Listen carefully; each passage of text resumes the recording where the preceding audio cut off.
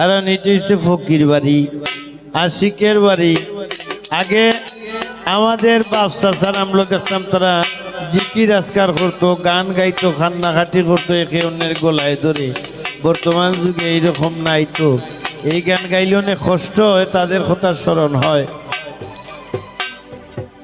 কুলুটা বানাইলা রে বন্ধু, বন্ধু তুমি সংসার জুড়িয়া।